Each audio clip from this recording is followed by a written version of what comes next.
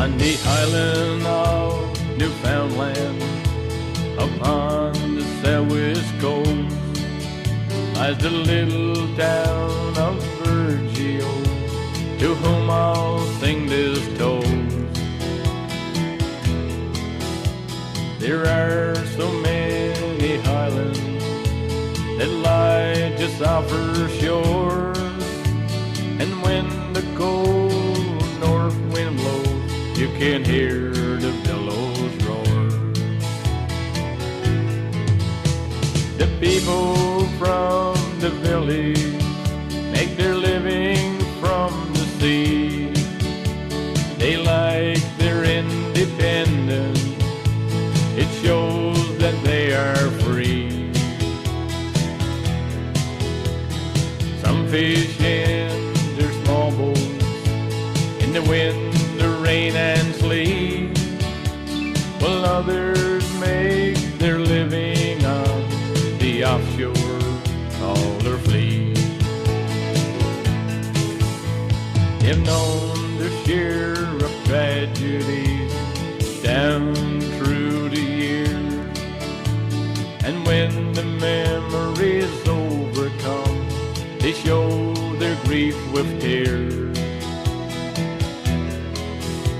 For they have lost some loved ones to the furies of the seas, for heartaches and heartbreaks are locked in memories. This village has got beauty carved on its rugged shore. 7 miles of pure white sand, who could ask for more? The mountains and the valleys where the rivers run so fast, and the salmon rise to the sportsman's fly as he makes another cast.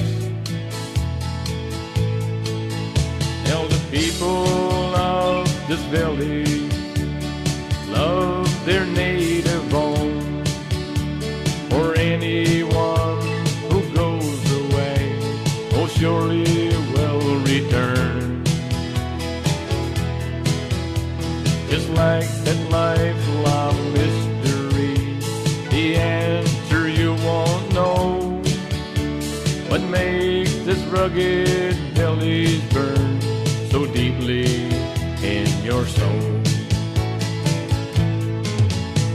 What makes this rugged village burn so deeply in your soul? Good evening, and welcome to This Week in Review. Tonight in our stories we have D.A.R.E graduation, Town Council report, PC candidate, Liberal candidate. Please stay tuned for these stories after this. Try your luck on Wednesday and play TV Bingo, sponsored by the Can Do Angel Warriors relay team. Cards are 6 for $5 and can be bought from any member of the relay team and in most stores around town. Last week, the RCMP held their annual D.A.R.E graduation at Burgeo Academy. The D.A.R.E program is a program for the grade 5 to 6 students to learn about drugs and alcohol abuse and better ways to handle the pressure. During the graduation, there were skits and reports read. Constable Clout and Constable Cooper then passed out awards. A lunch of pizza was served. Emmanuel Ganize and Zachary Piercy cut the cake.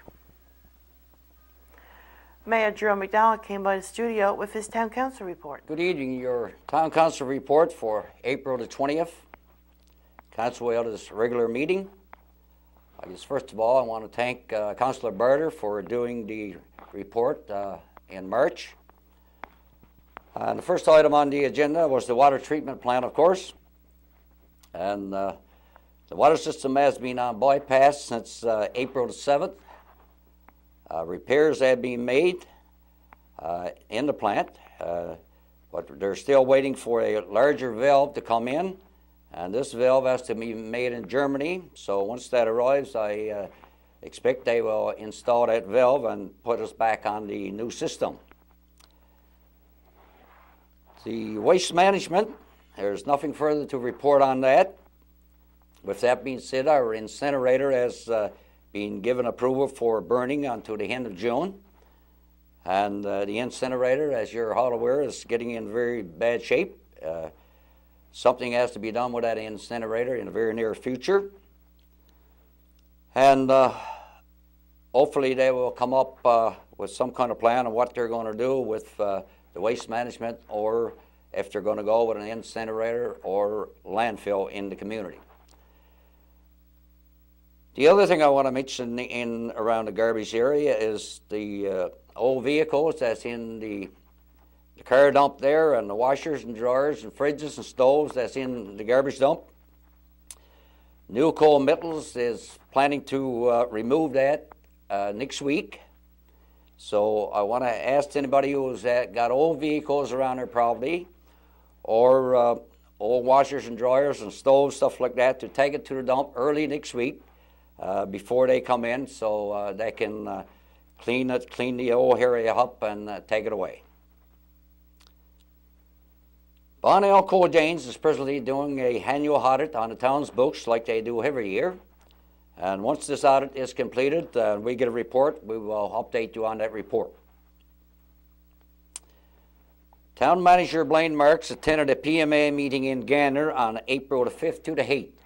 And this meeting consisted of his line of work and how they go in the future in regards to town managers and operating towns in the future.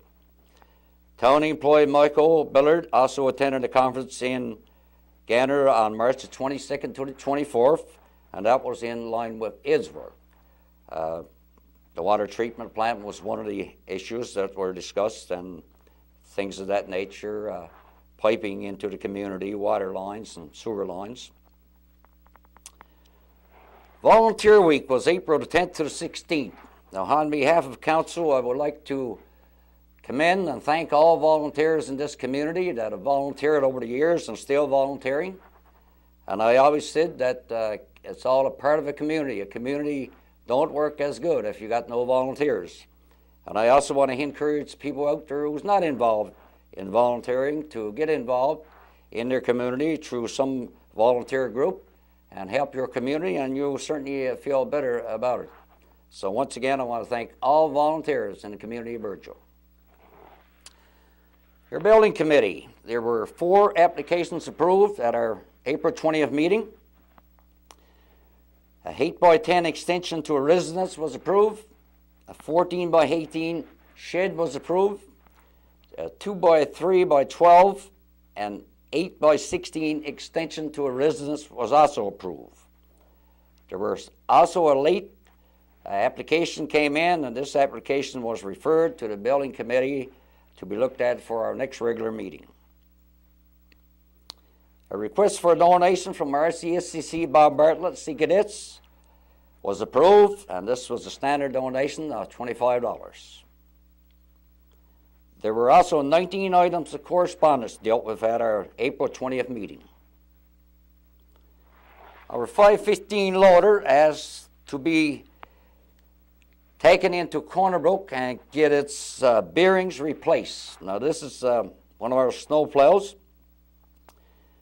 Now this is going to be a bit of a cost to us, but the job has got to be done, so we're going to ship it into Cornerbrook and get that bearing replaced and get it up and ready for operating again.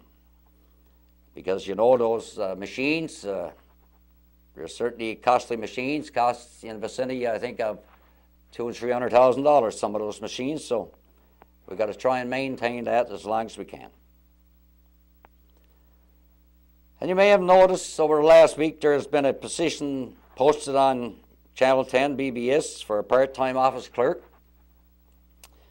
Well, I want to explain that a little bit.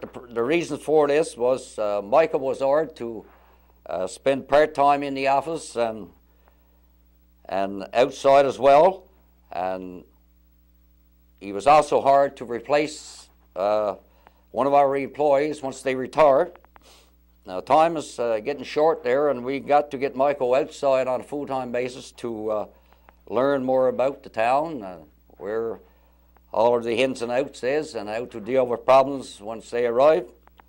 So as a result of that, Michael will be moving outside, and we will be hiring a part-time clerk for the office.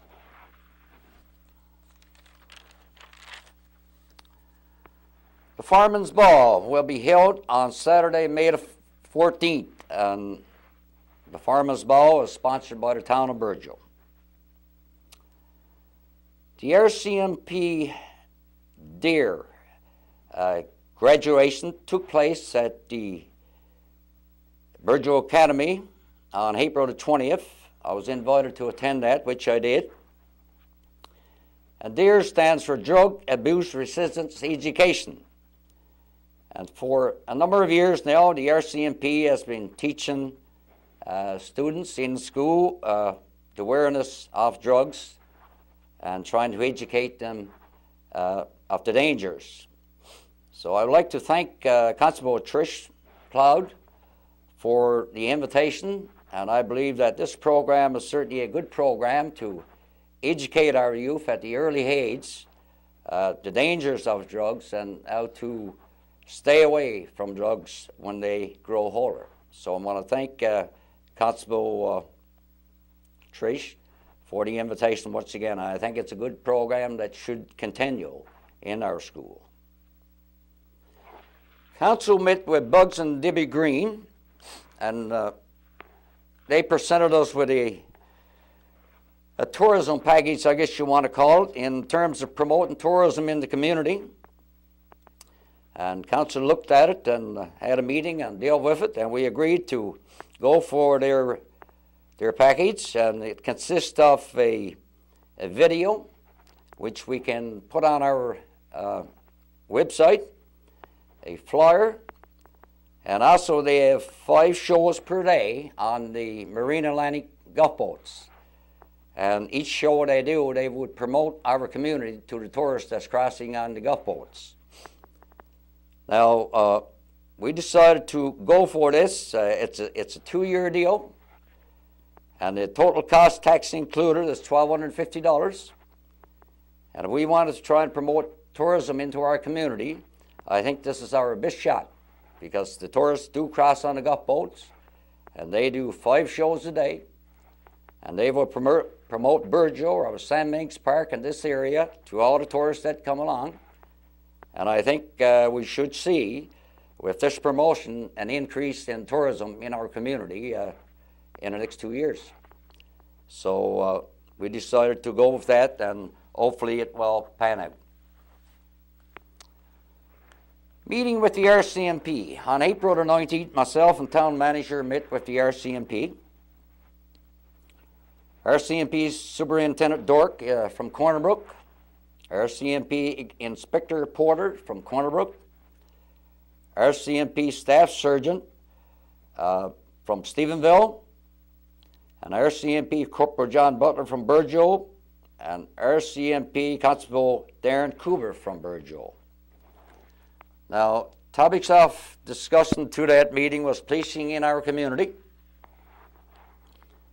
They also briefed us on the RCMP building, the work that's being done there, and they're quite pleased with the condition the building is in now, inside and out. There's been work done, and new siding, new windows, and the building is in good shape.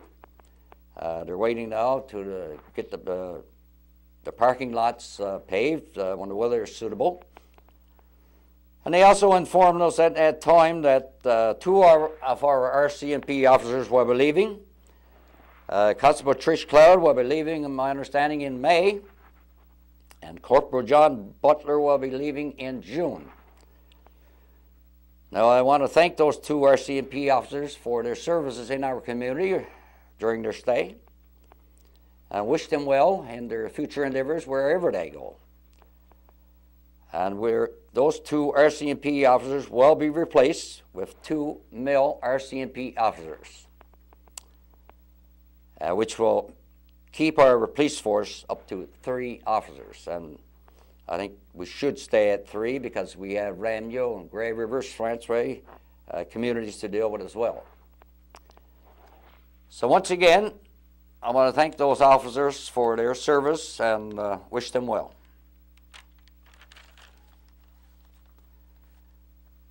provincial parks. We also held a meeting with Mr. Frank Turner on April the 19th from Provincial Parks. This was a good meeting. We discussed with Mr. Turner things that we like to see in the park, and asked him what his plans was for the new year in the park, and we had a lengthy meeting there, and some good things was discussed. And we also wanted to see a good working relations between our Sand and Sea Committee and staff at the park. I think it's very important because our Sand and Sea is very important to this community in terms of tourism, and the park is very important in terms of tourism, and you got to have two groups work together in order to achieve your goals in terms of pleasing the tourists and the population of our community. So overall, it was a good meeting, and hopefully we will see some good results during the summer. Meeting with Mr. Bill Murray. On March 31st, Council met with Mr. Bill Murray and his son Joe Murray. We invited him in, as I mentioned in an earlier report there the winter. We wanted to have a discussion with him, so it was a good meeting. We talked about the mill plant, and my understanding is the replacing of a water line in the Reach area, which my understanding is will take place next week. And we talked about other things in relation to the plant and property. And Mr. Barry is setting up a meeting with Premier Kathy Dunderdale for council and himself to meet with the Premier.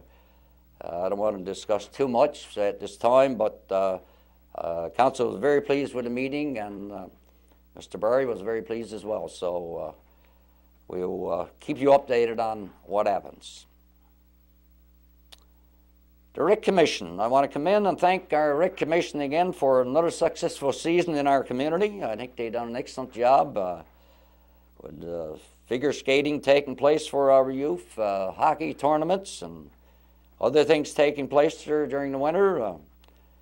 I think it's great to see our RIC being utilized as much as it is. And I want to commend the Commission for another successful season. I also want to thank, Miss Trish Cloud again for the figure skating, what she done, her dedication to our youth in our community. And I don't know, when she leaves, we got to try and get somebody to replace that figure skating, and I guess hopefully we will be successful in getting somebody, but I want to come in and thank her for her dedication to our youth in terms of the figure skating as well in our community. And at our last meeting, invoices were approved for payment in the amount of $7,968.32. And on Monday, May the 2nd, is voting day. Get out and exercise your democratic right to vote.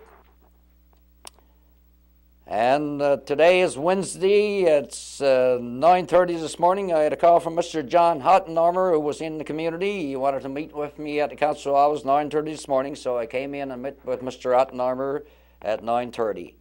And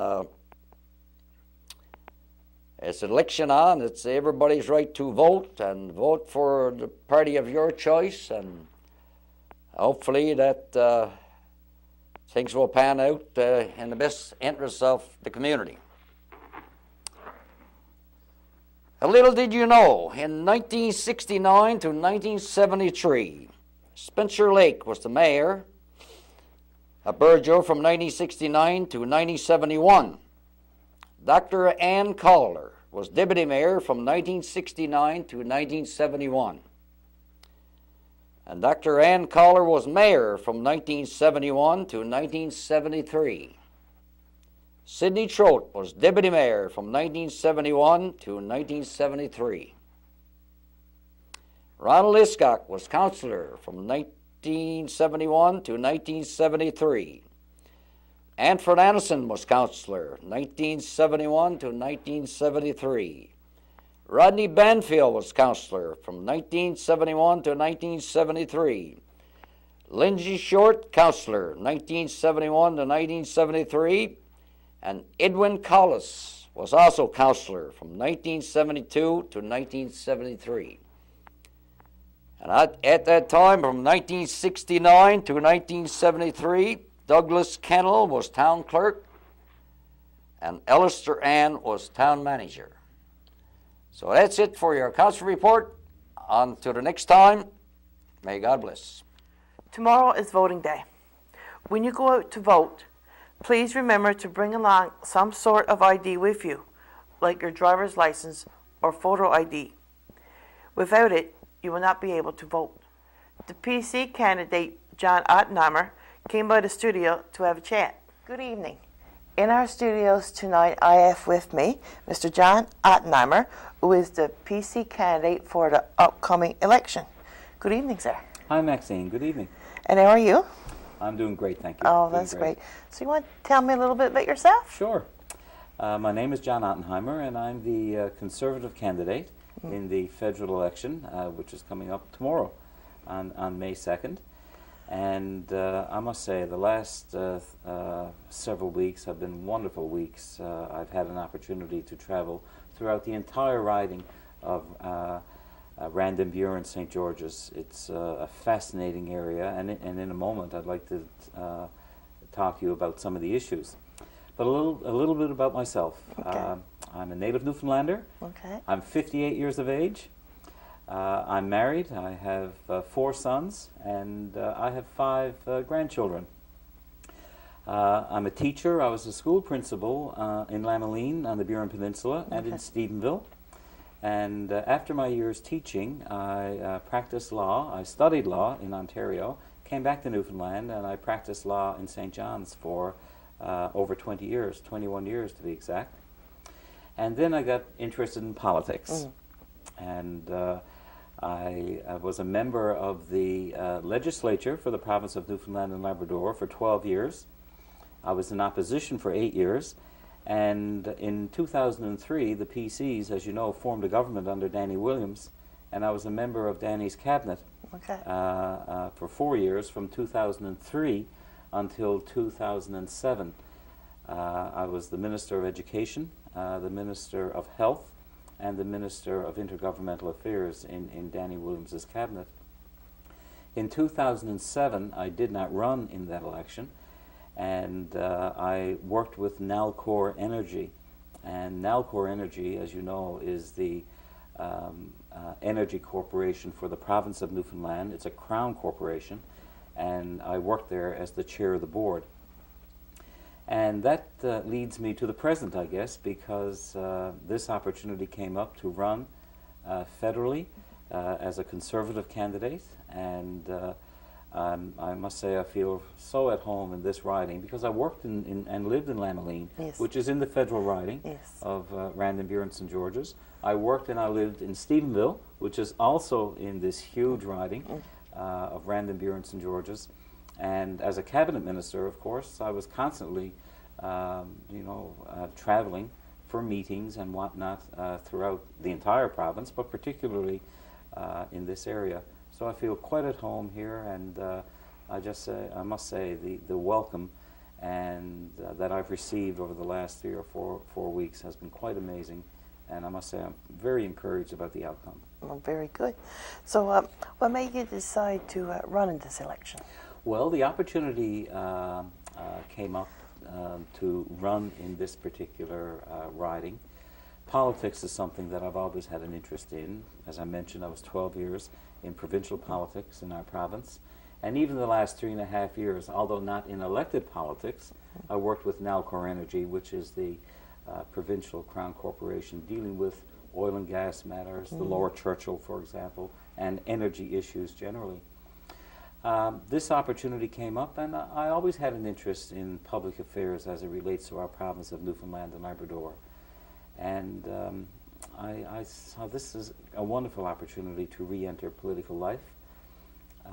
It's a fascinating part of the province because the district is huge. It takes in the Buren Peninsula, around the Clarenville area, all the south coast, all the southwest coast, Port aux Basques, Stephenville, Bay St. George, Port-au-Port Peninsula.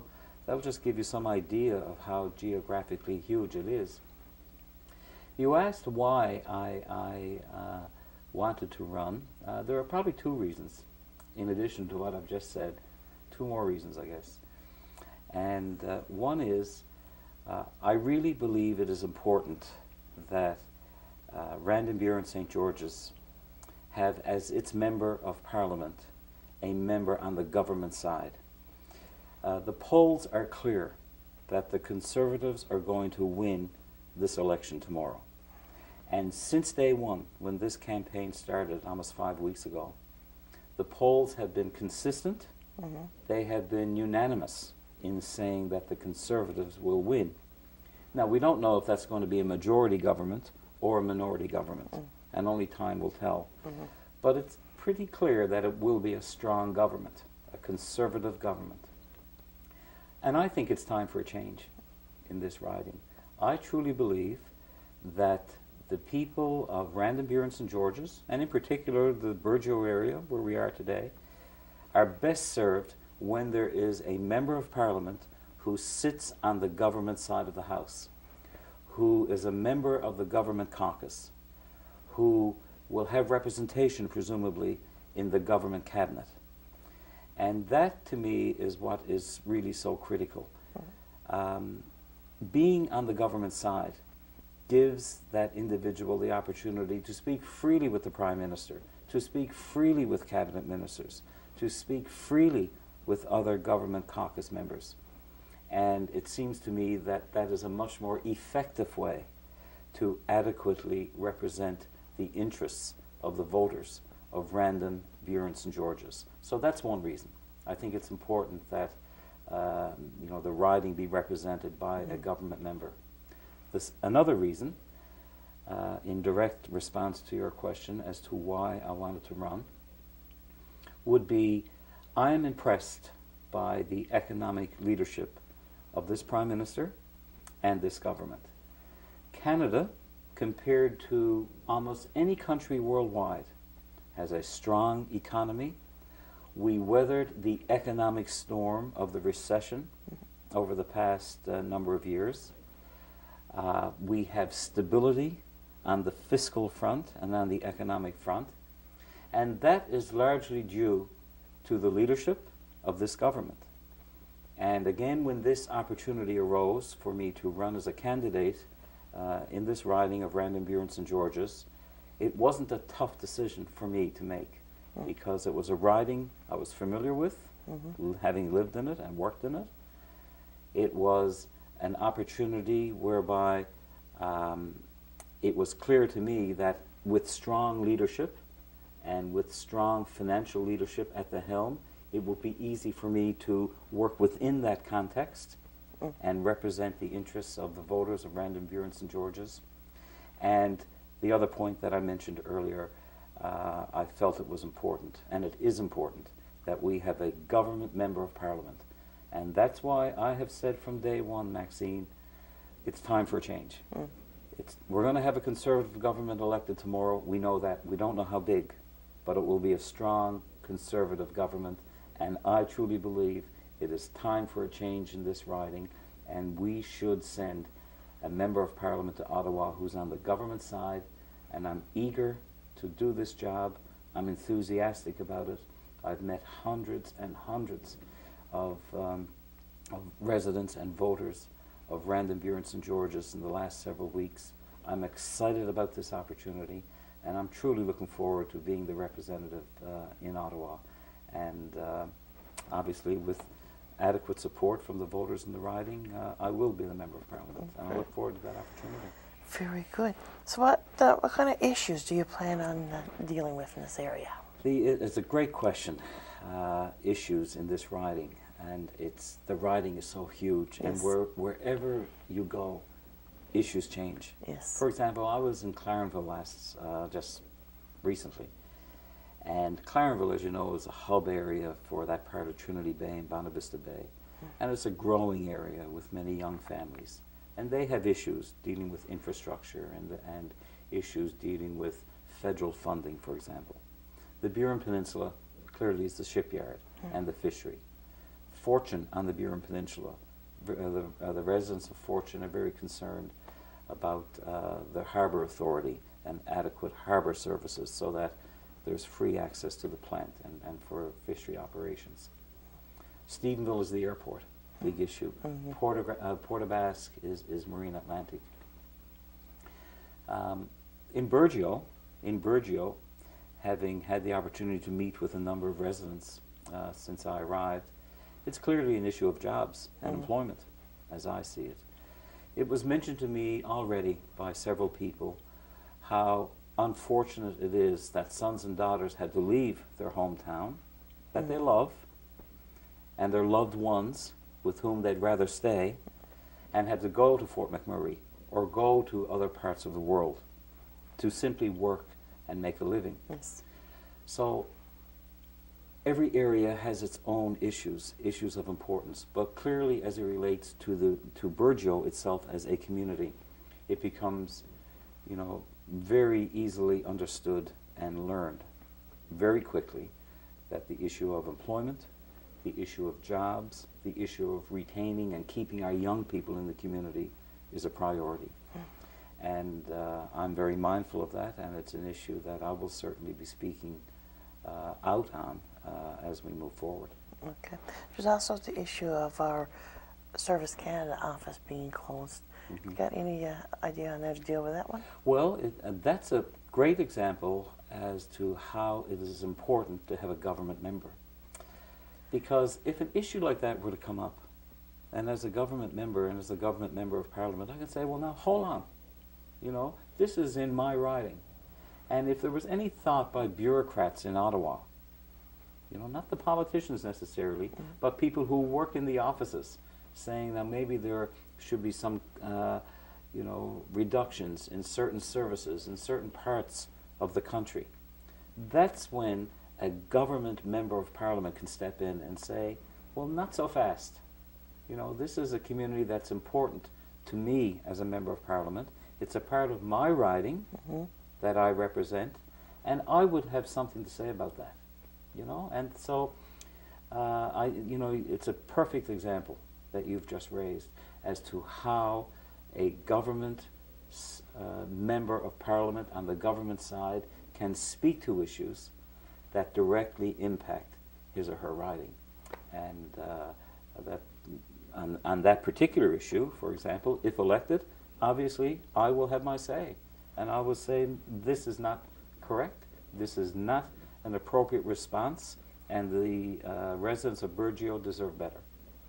Okay, well, very good. Do you have anything else now that you would like to add? Well, firstly, thank you for the very warm you're welcome. welcome. And thank you for the opportunity of being here. I'm delighted that I had this opportunity on the eve of the election, Yes. as it turns out. And I can only say to you, I guess, and to the residents of Burgeo that it's a pleasure being here. And I would be privileged and honored as a Newfoundlander if I would have the opportunity afforded to me to represent this district or this riding of Random Burin St. George's.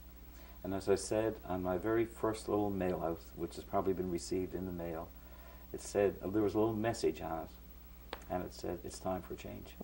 And I believe that can truly happen, and I look forward with optimism to the results of tomorrow night. Very good. Thank Well, you. good luck in the election. And if you should get elected, you're welcome to come back anytime. And I will be back, and I'll be back soon. And thank you very much. You're I appreciate- welcome. I appreciate it. Also on this broadcast is a rebroadcast of my interview with the Liberal candidate, Judy Foote. In our studios tonight, I have with me our MP, Judy Foote. Good evening. Nice to be here. Yes, welcome back. So I guess you're getting busy now with the campaign coming up and everything. Well, I'm in the middle of the campaign, actually. Oh, okay. May 2nd is voting day. As you know, I've been the Member of Parliament for Random Burin St. George's for 2.5 years. Yes. I like the job. I really like what I do. And I'm running for re-election. I want to come back as a Member of Parliament again for this wonderful riding. Oh, perfect. So in this riding, you got about 180 communities? There are 180 communities, and someone said to me the other day, how do you campaign? I said, well, I'm going into all 180 communities in 36 days. Well, possible. And and they said the same thing, is that possible? And I said, you know, I make it possible, Okay. including going to our isolated communities, and I have 8 in our riding. Okay. And someone again said to me, why would you do that when you could take a chance on getting stuck, you know, depending on the weather this time of the year? And I said, well, these people vote too. They have a right to be able to vote based on their judgment of who is the best person for the job. And the only way they can do that is to listen to what I have to say, to listen to what my opponent has to say, to look at what I've done in the last 2.5 years, and then vote accordingly. So Okay. it's important that I think everyone who wants a chance to speak to me gets that chance to do so. It's impossible to knock on doors. Yes. You know, within 180 communities in 36 days, you can never knock on doors. So I really take advantage of an opportunity like this, and thank you to Burgeo Oh, no Broadcasting problem. again, that I can get into the homes of people in Burgeo and other areas. But again, the important thing is, you know, I'll go into stores, I'll go into post offices, I'll go down on the wharves, I'll go wherever people congregate. Okay. So that where I'm able, if I see a group of people standing up on the street corner, I'll jump out of my van and go over and introduce myself, and you know, and say, I'm looking for your vote on May 2nd. And sometimes they'll strike up a conversation on some particular issue. If they ask me about the weather, I tell them the weather's provincial. But it's interesting how people don't differentiate between what are provincial issues and what are federal issues. Okay, yes. And sometimes, you know, we'll have the discussion. If they want to talk to me about the roads, you know, I'll have to tell them, of course, now you have to talk to your MHA about that. But if you want to talk about employment insurance, if you want to talk about small craft harbors, if you want to talk about pension issues, you know, things that impact on seniors federally, if you want to talk about some aspects of health care, these are all things, immigration, those are issues, jobs in terms of whether there are any projects on the go, the EI pilot projects, which are so important that we've been trying to get made permanent, and we can't get the Harper government to do that. But we're keeping at them, and they did extend them for one until June, I think, and one until September. But these are pilot projects that the federal Liberal government brought in 5 years ago, and they should be made permanent. And we would, as a federal government, a Liberal federal government, make them permanent. Okay. So those are the types of issues that are federal. I listen when people talk about provincial issues because, of course, having been a provincial politician for 11 years, I'm able to relate to some of the issues that they raise. But I'm also able to give them direction in terms of who to call and what particular you know, department of government would be responsible for them as well. Okay, very good. So what's your theme for this campaign you're doing this time? Well, you know, I looked at, as I said before, I've been in federal politics now for 2.5 years, and I've been sitting across from a prime minister who we obviously can't trust. And then I've listened to what they've been doing in terms of how they've been using Canadian taxpayers' dollars. So then I thought about choices. You know, we have to make choices. And then I thought about respect, because I remember the line that Mr. Harper used several years ago now when he talked about Atlantic Canadians. And his position was that Atlantic Canadians have a defeatist attitude. In fact, he went on to say that they look at government favors as economic progress. Now that for me was so demeaning. That really told me what Mr. Harper, our Prime Minister, thinks of people who live in Atlantic Canada. And I know, Maxine, and you know, that there are no people more hardworking than Newfoundlanders and Labradorians. And the same for all of Atlantic Canada. So I was really taken back by that, and I thought, if someone can be so disrespectful of a group of people in Atlantic Canada who make up a part of this country, then why would you give him support? Why would you support him at all if that's how he thinks? And if he said that several years ago, that's a mindset. Yes. You don't change No. overnight, you know, because all of a sudden you got a seat or something in a particular province, you know, or you found someone you liked in a particular province. So for me, that was so demeaning. So, you know, look at trust, you know. He signed on in writing for former Premier Williams that the revenue from non-renewable resources would not be factored into the equalization formula. So the revenue that we would get from the oil industry would not be factored into our equalization formula. He put that in writing to Premier Williams during an election. And that was the reason why Premier Williams instituted the ABC campaign, because guess what he did after that election? He said, sorry, we can't do that. Even though I put it in writing, I can't do that. So that's why the following election, you had the ABC campaign. Yes. Now, I got no support from the ABC campaign, I can tell you that. None of the MHAs, and we have what? 7 MHAs who are conservative in the riding of Random Bureau and St. George's.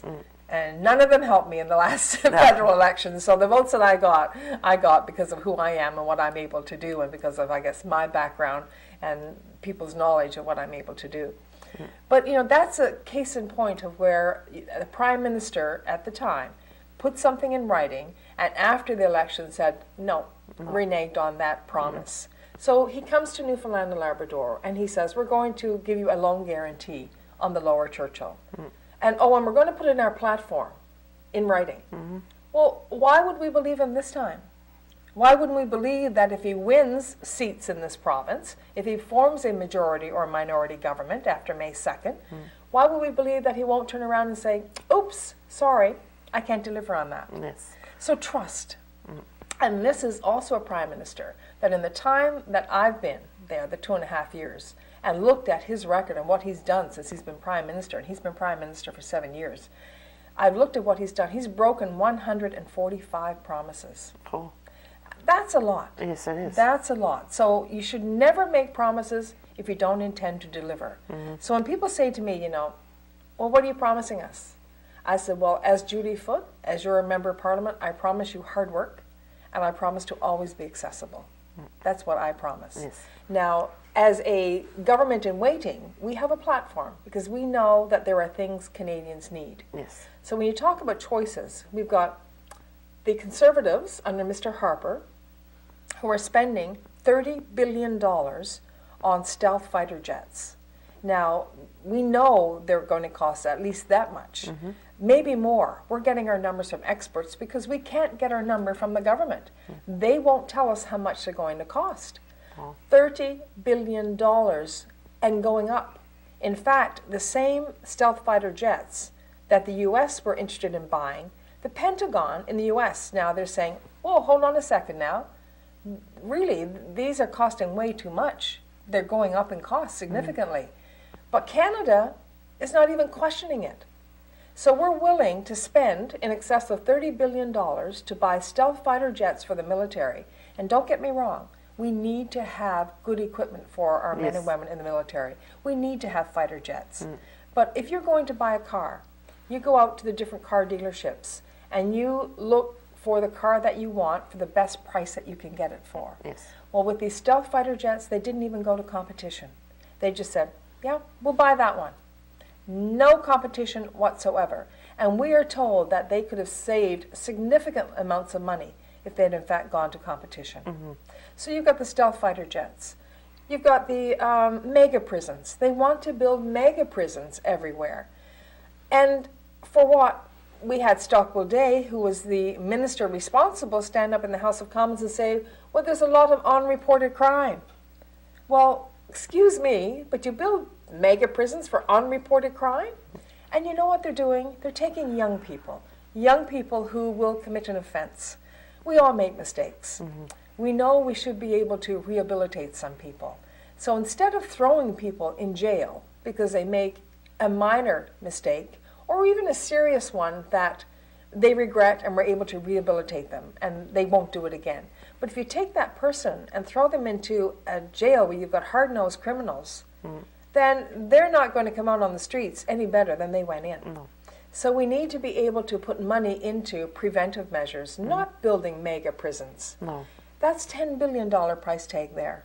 $10 billion. And you've got $30 billion in excess for the stealth fighter jets.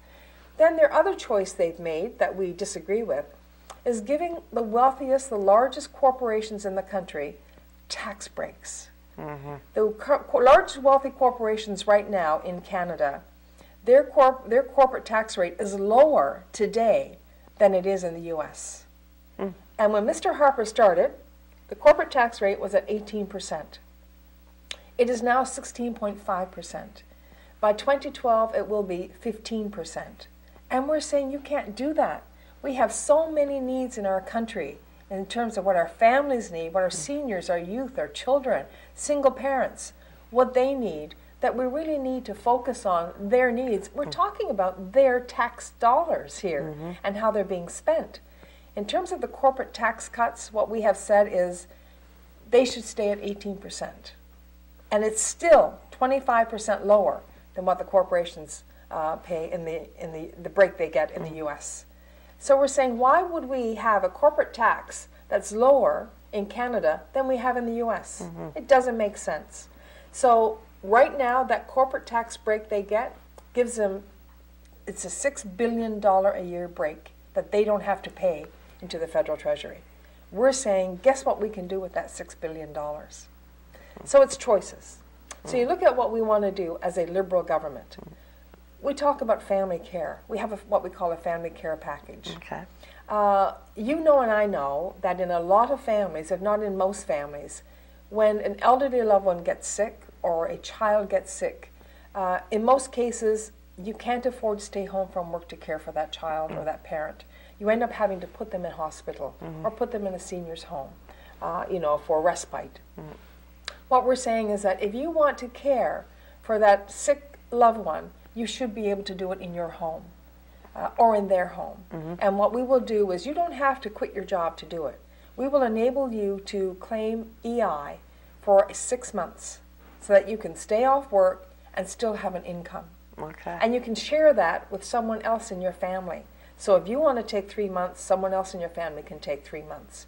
Because we believe that families really matter, you know. We know in families too, it's really hard sometimes when young people graduate from high school and they want to go to post-secondary institution. They might want to go to a college or a university. It's very costly. So we're putting in place what we're calling the Learning Passport. And it's where we will pay money into the Registered Education Savings Plan. It already exists, so we don't have to create a new vehicle for it. We will put in $4,000 to help you pay for your tuition. And if you come from a low-income family, we'll put in $6,000 to help you pay for your tuition. Because we believe if you get the grades, you get to go. There's nothing worse than having someone graduate from high school who's worked so hard and not be able to afford to go to university or to college, or have it cost them so much that they end up owing a mortgage by the time that they graduate from university or college. So we believe in our young people. We believe that if you get the grades, you get to go, and that's why we want to take that $6 billion, and instead of giving breaks to corporations, we want to say no, let's give it to families, let's give it to youth. We also know that there's problems today with getting volunteers. You know, we have an aging population. Yes. And it's hard to get young people engaged and get them volunteering. And we really need to focus on them. So we're going to put in place something we're calling Canada Corp. And that means that if you volunteer at home or abroad, and you're a young person between, if you volunteer here or outside of the country, that we will in fact give you a $1,500 grant toward your tuition. Oh, okay. So another way of helping young people, but as well as helping communities and helping volunteer to make sure that we build up our volunteer base. We know volunteers are the backbone of any community. Yes. So we really need to build up that base of volunteers. Healthcare. There's a serious issue with respect to healthcare, and I know healthcare is provincial, but there is an area that the federal government can take a leadership role in, and that is with respect to the cost of medication. And I know as a cancer survivor, 10 years now, thank heavens, but a breast cancer survivor, that the needles that I used to have to use would cost like $2,000 a needle. I had insurance. It wasn't a problem for me. But I have run into people, because I had cancer, of course I get to know a lot of cancer patients, and who can't afford the medication. So some of them, have cancer and can't afford the medicine that they need in order to help them battle the disease. So we're saying we should be covering the cost of medicines associated with diseases like cancer. Yes. So that for us is really important too. Even though healthcare is a provincial issue, there are aspects that we can look at from a federal perspective and say we really need to do more here. So in terms of choices, it's families. We need to talk about families. We need to put them first. We need to acknowledge that there are issues here. On daycare, in the larger areas where you have 2 parents working, and in some smaller communities too, and they have children and they have to work. Today, in a family, you have to have two parents working, unfortunately, because that may not always be what they'd like to do. Some parents would like to stay home with their children, and they should be able to do that if they want to. So what we've said is we need to make sure that we have childcare spaces available so that parents can, in fact, put their children in childcare if they want to. We will also continue to provide that $100 a month that the Conservatives said that they would provide, even though they haven't been doing the daycare spaces they promised to do. We said, you know, because parents may need that $100 a month, we'll continue to do that. Another issue for us, and we hear it all the time, is the need to have high-speed internet throughout the country. And what we've said is that within 3 years of taking office, we'll have 100% coverage of high-speed internet throughout the country, as well as cell phone coverage. Those are all issues, and I think of young people, you know, children who have to do courses, long-distance courses, and some of them have to do it on dial-up, you know, and they lose interest, and it's so unfair. And I heard of a young student who had a 90% average, and because she was having so much difficulty doing a long-distance course, again through dial-up, her average went down to 72%. You know, it's not fair to our children. It's not fair to our seniors. You know, Mr. Harper turns around and says, we're going to help our seniors. We're going to give them what works out to be an extra $1.20 a day. Well, you know what I say? A lot of seniors that I run into can't afford to heat their homes and pay for their medications. And you go into a home, and I've done it, where a senior is in there in the kitchen, and that's the only room they live in. The doors to the other rooms are closed. They'll go into the bedroom at night, but during the day, they live in that one room. And it's because they can't afford heat. And what I've said time and time again is that they have to make a choice. And they should never. They've given so much to us. They should never have to make a choice. And what I said to Mr. Harper is, what you've done is you've enabled them now to pay for their medications. They still go to an area, maybe to the church basement or to a shopping mall where their friends gather to keep warm. So maybe they can buy a coffee while they're there. You know, that's what he's given them. That is a total disrespect, I think, for our seniors. When I talk about stealth fighter jets, you know, and the cost, $30 billion, our take on that is, our motto is vets versus jets. And just let me explain for 1 minute. In Random Buren St. George's, I don't know if you know, but we have over 800 young men and women serving in the forces, the Canadian forces, in all branches of the military. When they get out, of course, the issue for them, if they, you know, they're honorably discharged from having served their tours of duty, then they have to get a job. They have to get a job. And it's not always easy. And what we're putting in place is a $200 million over 2 years, $200 million over 2 years, that will enable them to access post-secondary education. It'll pay for their books. It'll pay for their fees. It'll enable them to go to university or to college and get a degree that will enable them to be qualified for a job. And if the soldier, whether man or woman, who is being dishonorably discharged, or honorably discharged, excuse me, can't avail of it, then his or her spouse can. So we're making it possible to help wherever we can, our vets, our young vets.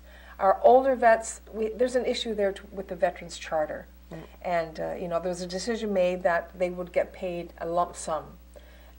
We've heard from them that they prefer to have the monthly amount. It's much easier for them to plan their lives around that. The Conservatives have heard that, and they have not acted on it. And what we've said is we will undertake to talk to our veterans and find out, in fact, if they would prefer to have the lump sum versus the monthly payment, or vice versa. And whatever their preference is, that's what we will do. So choices, you know, you've got your stealth fighter jets, you've got your corporation, large wealthy corporations getting tax cuts, you've got your mega prisons. We're saying no, let's focus on families. Let's focus on education. Let's focus on lifelong learning. So starting with the very young to the very old, you know, and especially our youth, who should be able to go to post-secondary if they want to do that. And we're, again, trying to send the message that what money we're spending is not our money. It's a taxpayer's money. It's your money, right? It's anybody who lives in Burgeo, right? It's their money. So what we're trying to say is we need to do with the money we have things that are in the best interest of the Canadian taxpayer. So that's in terms of choices. So trust, choices, respect. As I said, if you have a Prime Minister who refers to Atlantic Canadians as having a defeatist attitude, then that is so disrespectful. Yes, for sure. So that's how I've been running this campaign, explaining to people what our position is, explaining to people what I know is a conservative position because I've lived it for 2.5 years, and putting it out there so that people can make an informed choice when they go to vote on May 2nd. Okay, very good. So another thing too that's been an issue is the closure of Service Canada office. You're right, Maxine, and that was, I could not believe that when I heard that. And in fact, I stood in the House of Commons and put a question to the Minister responsible, Diane Finlay. And when I heard that that was happening, I thought, this can't be.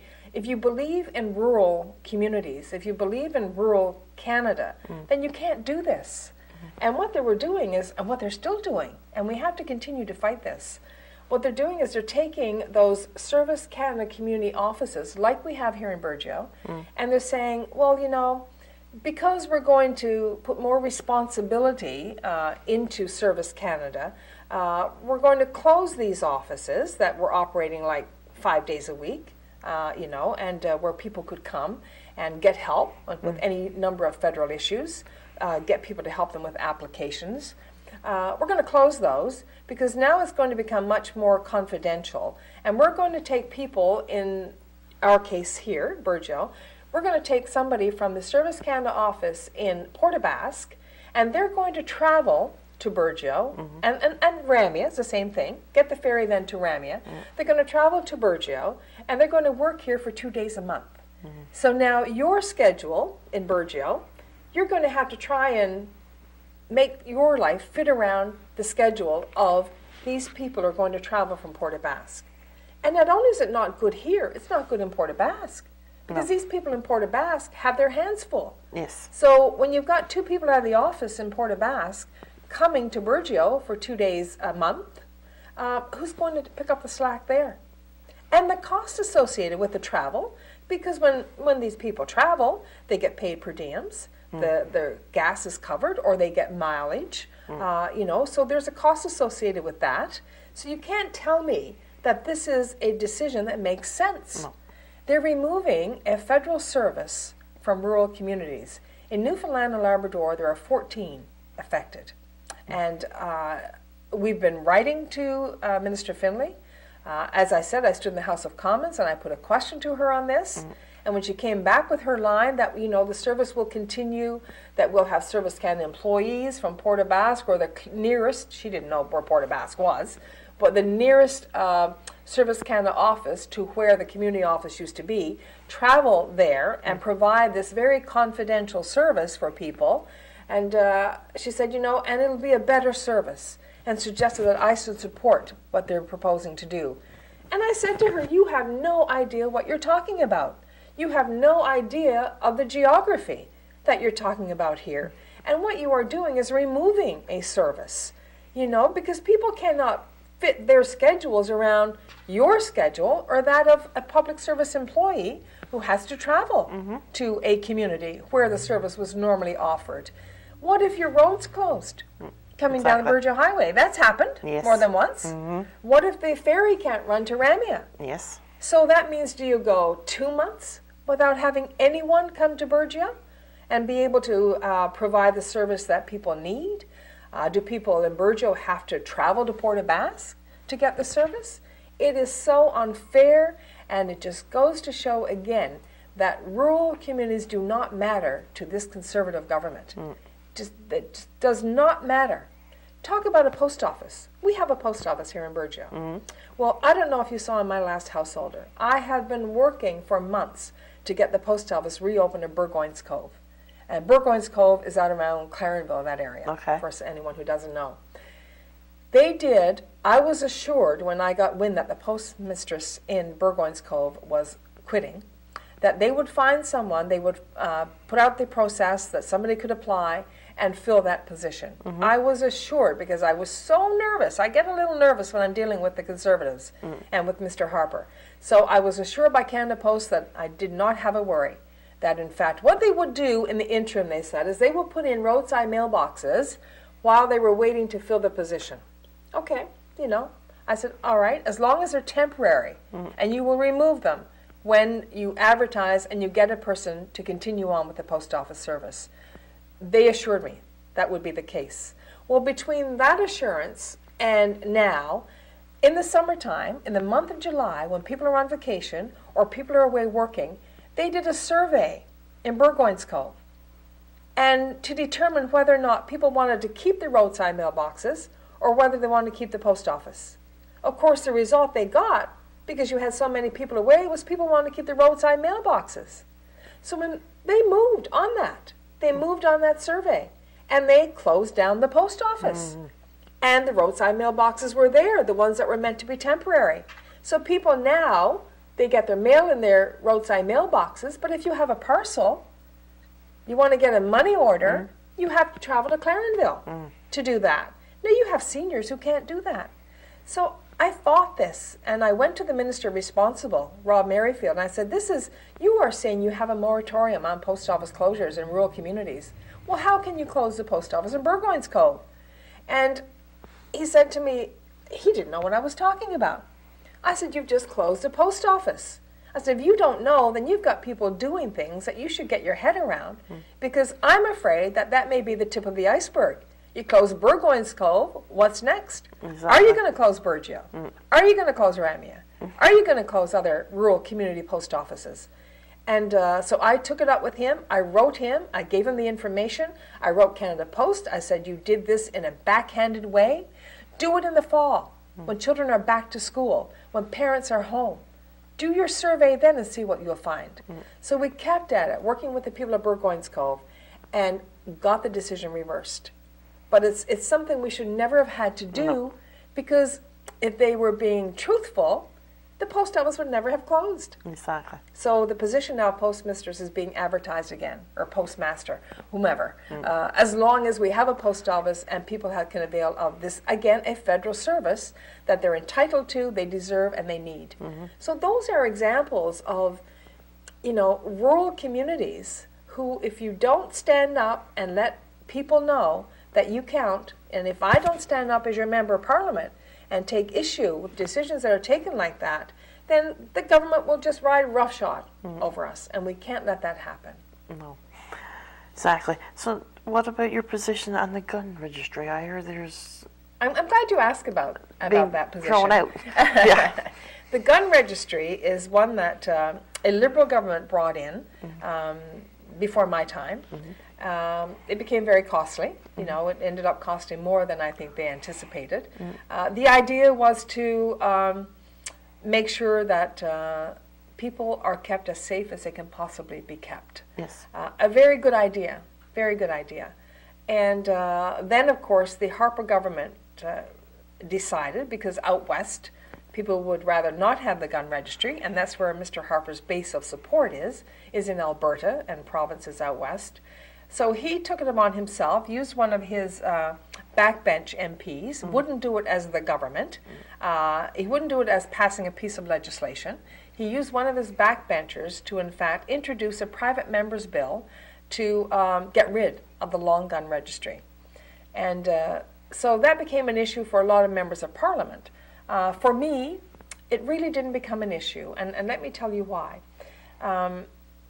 I know a lot of people in my riding use a long gun for hunting. I know they use it for sport, and they're people I know, and they're not criminals, and for anyone to suggest they are is upsetting to me. I also know that we have had instances in my riding, in our riding, where in one case in particular we had a father who shot his wife, then shot himself, left 3 children homeless. I have visited a lot of women's shelters where I have heard horror stories. I visit shelters, and it's not just horror stories about women being abused. We also have men who are abused. I've listened to the various police forces, and they tell us that they, in fact, check that gun registry 11,000 times a day, because when they get a call to go to an incident, they need to know what's in that home in the way of guns. So they do consult that registry. I've heard doctors and nurses talk about what they've seen in hospitals as a result of long gun incidents. So for me, in making my decision and how I was going to vote on that, it came down to one thing. If one life can be saved, then that's all that matters. That's all that matters. So what we did, though, was said, look, right now the way the gun registry works is not right. It's not right to those men who have long guns for sporting reasons, or who use it for hunting, who want to go out and shoot a few turrs, you know. It's not right that they should be treated as criminals. So we said we need to decriminalize it, so that we still want you to register your gun, your long gun, for all the reasons that I've just outlined. But you won't be treated as a criminal if you don't. You know, you'll probably get a ticket if you don't register it. But we'll do away with all fees. There will no longer be fees to register your long gun, because the system is already in place. You've already paid your fee. So you will not have to, you know, if you're going to renew your license, you won't have to pay another fee. We'll also simplify the process. We'll make the form so simple that you won't mind doing it. Again, because you'll be doing it for the right reasons. You won't be doing it and thinking, I shouldn't have to do this. You'll be doing it because it's not costing you anything to do it. You're re-registering a gun, you have it in your home, and it'll be easier to do. But you'll be doing it for the right reasons. And that is to make sure that there is a record of all long guns in this country.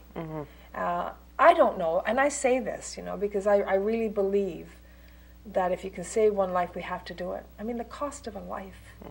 I say that, and then I know that, you know, maybe that gun wasn't registered. So maybe that couldn't have been prevented, what happened, where the man shot his wife and then shot himself.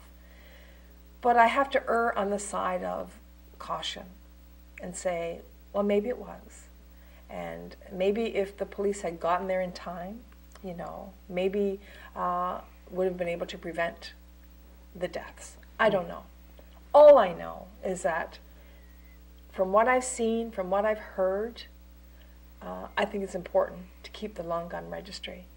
And I also think it's important for those people that I represent, those wonderful men and women who are not criminals because they have a long gun, who hunt, you know, for sport or for food. They need to be treated with respect. And that's what we will do by simplifying the process and getting rid of these fees, which we don't need. Okay, very good. Is there anything else now that you would like to add? Well, you know, I want to thank Burgeo Broadcasting. This is every time I come here, and you know I've spent a good bit of time in Burgeo in the last 2.5 years. I've certainly been promoting our Sand and Sea Festival, which is, and I was telling anybody that I talk about Burgeo with, I say, you know, it's the best kept secret, that you really need to go there. And of course I wasn't able to get there last year. It's really hard for me with 180 communities and so many events that I get invited to do everything. Yes. So I try and pace myself and go make sure that I get, every weekend I'm somewhere in the riding. People said to me, well, do you live in Ottawa? And I said, no, I don't live in Ottawa. I live in Newfoundland and Labrador. I said, what I do is I go to Ottawa on Monday mornings at 6 o'clock in the morning. I fly, and then I fly home Thursday night when I can. Sometimes I can't fly home until Friday because there may be votes in the House. Yes. But every weekend I'm somewhere in my riding attending an event, you know, whether it's a firefighters banquet, that's where I'm going from here. Well, no, that's not true. Tomorrow I'm actually going to Grey River and Franceway. I'm overnighting in Franceway. I'm overnighting here in Burgeo tonight. And then on Saturday, I drive to Port aux Basques to attend the firefighters banquet out there. And these are wonderful, wonderful individuals. Volunteer firefighters, I can't say enough good things about them. And that's one other item, too, that I should mention.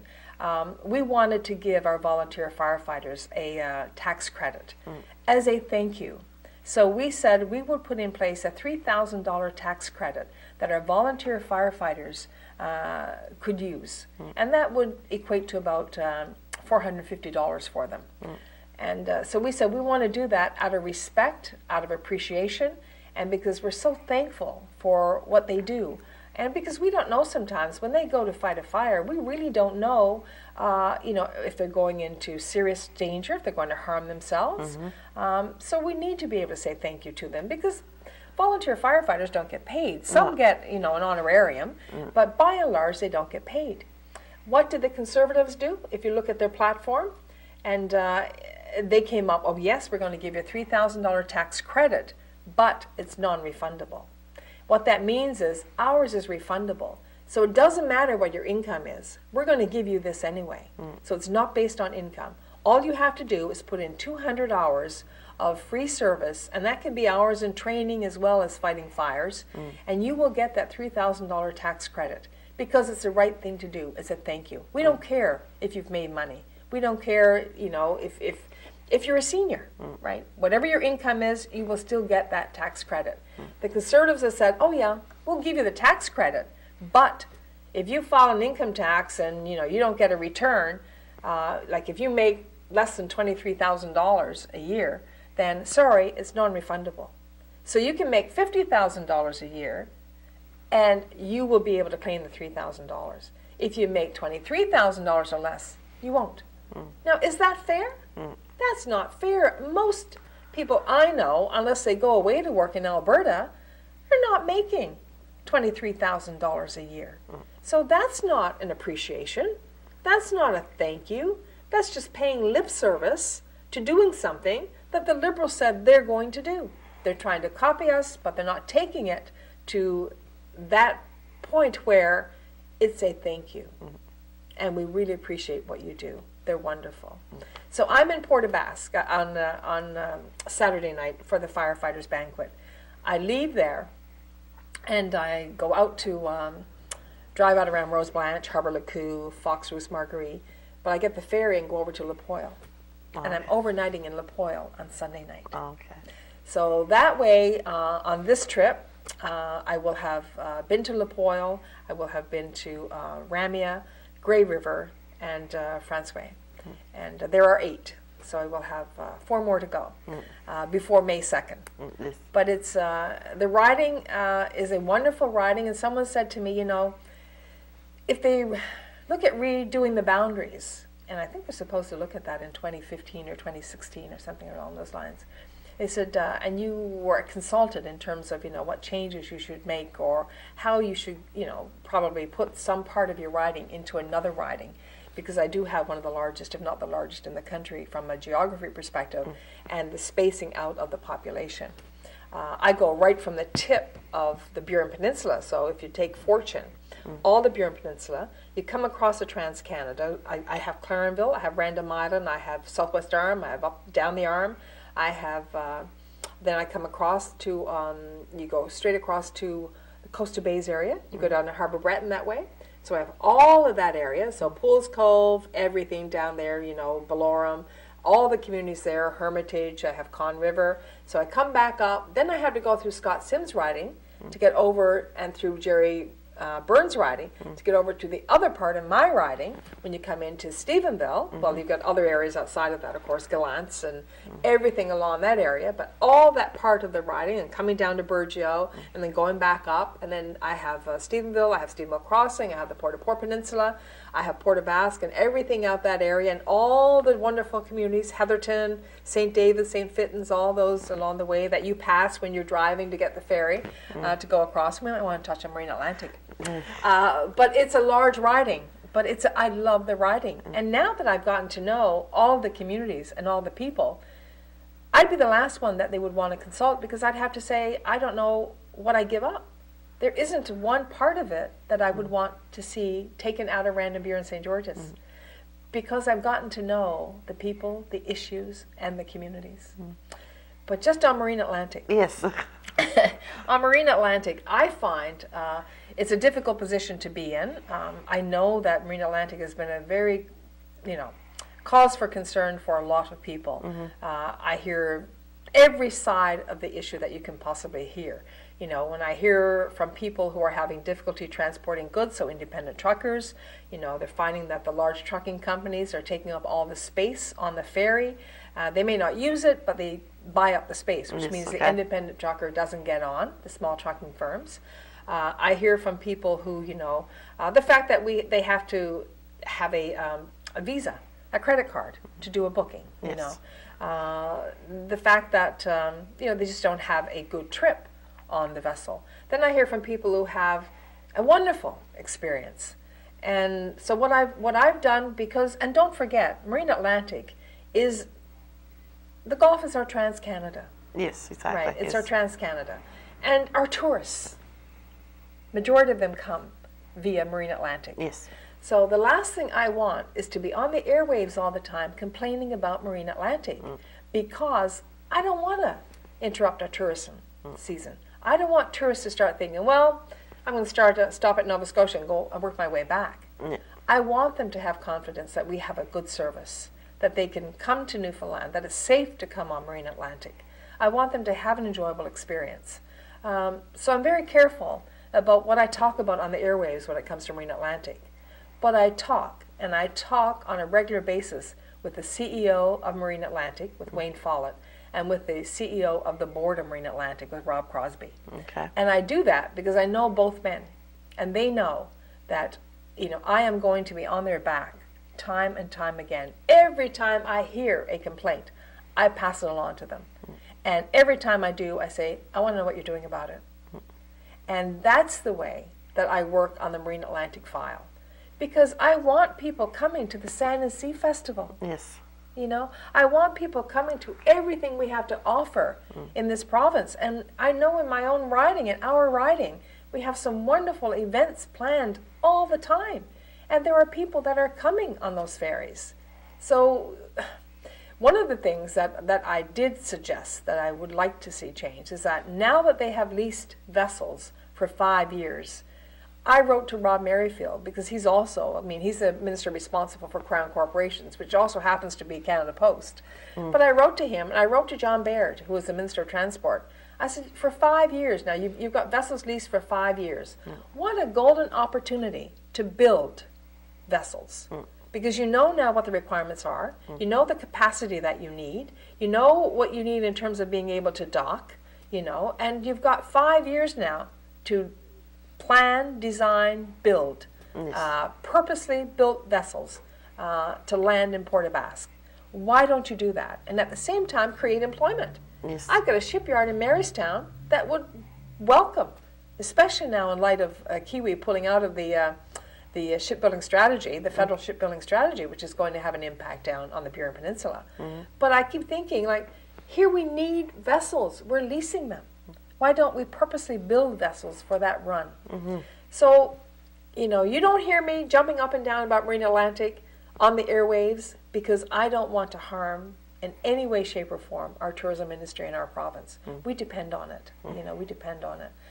In a lot of cases where, you know, we're waiting for the fishery to rebound, a lot of our rural communities have turned to tourism in the interim. And they need that. They need a viable tourism operation during the summer months in particular. So you have to be very careful. You have to walk a very fine line.